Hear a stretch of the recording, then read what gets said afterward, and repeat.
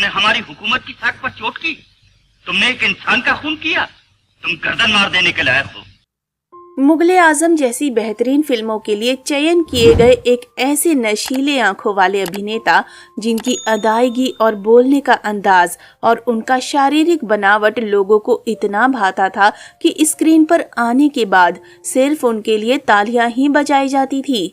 जी हाँ, हम बात कर रहे हैं हिंदी सिनेमा के पुराने दौर के अभिनेता चंद्रमोहन जी के बारे में, जिन्हें काफी ख्याति प्राप्त हुई। लेकिन वक्त ऐसा रहा कि अपने रुबाब भरे अंदाज ने अंत समय में उनकी जुआ खेलने की आदत और नशे की लत ने कंगाल बना दिया। और वक्त ऐसा रहा कि गरीबी के कारण इस अमीर अभिनेता की मौत हो गई, जिसके बारे में किसी ने सोचा तक नहीं था कि उनके साथ इतना बड़ा हादसा हो सकता है। चलिए जानते हैं चंद्रमोहन जी के बारे में।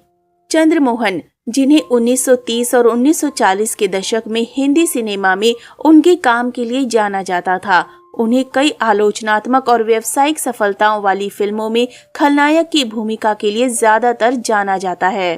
पुराने दौर के अभिनेता चंद्रमोहन जी का जन्म 24 जुलाई 1906 को मध्य प्रदेश के नरसिंहपुर में हुआ था।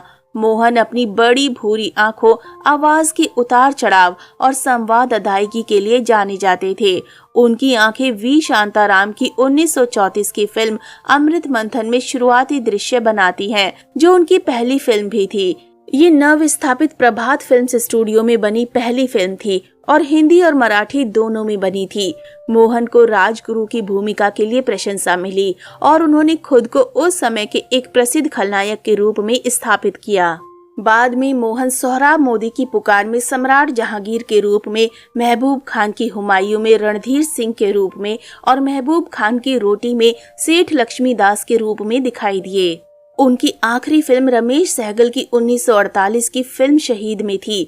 राय बहादुर द्वारका नाथ के रूप में उन्होंने राम के पिता की भूमिका निभाई, जिसे दिलीप कुमार ने चित्रित किया था। इस फिल्म में मोहन का किरदार शुरू में ब्रिटिश सरकार का समर्थन करता है, लेकिन बाद में स्वतंत्रता संग्राम का पक्षधर बन जाता है। चंद्रमोहन की आखिरी फिल्म एक धार्मिक फिल्म रामबाण थी, जिसमें उन्होंने राक्षस सम्राट रावण की भूमिका निभाई थी। ऐसा नहीं है कि उन्होंने अभिनेता की भूमिकाएं ही निभाई हो, बल्कि इन्हें खलनायक की भूमिकाओं में भी देखा गया। एक ऐसे कलाकार जिन्होंने हर तरह की भूमिका में खुद को ढाला, लेकिन वक्त ने इन्हें बहुत चोट पहुंचाई।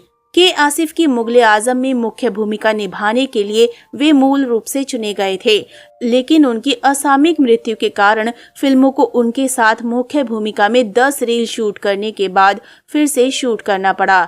फिल्म अंततः 1960 में रिलीज हुई।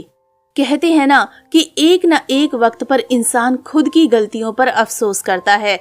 ऐसा ही कुछ उनके साथ भी हुआ। इनके जुआ खेलने और शराब की लत की वजह से इनका सब कुछ दांव पर लग गया। घर, पैसा सब कुछ जाता रहा, लेकिन लत छुड़ा पाना इनके लिए मुश्किल हो गया और यही इनके अंतिम समय में इनके लिए सबसे बुरा दौर बना। मोहन जुआ खेलते थे और बहुत शराब पीते थे और 2 अप्रैल 1949 को 42 वर्ष की आयु में बम्बई में अपने निवास बिल्खा हाउस में निर्धनता में उनकी मृत्यु हो गई। गरीबी के कारण इन्होंने दुनिया को अलविदा कह दिया। हालांकि उनके अभिनय को, उनकी पर्सनैलिटी को, उनके अंदाज को उनके दर्शक आज भी याद करते हैं।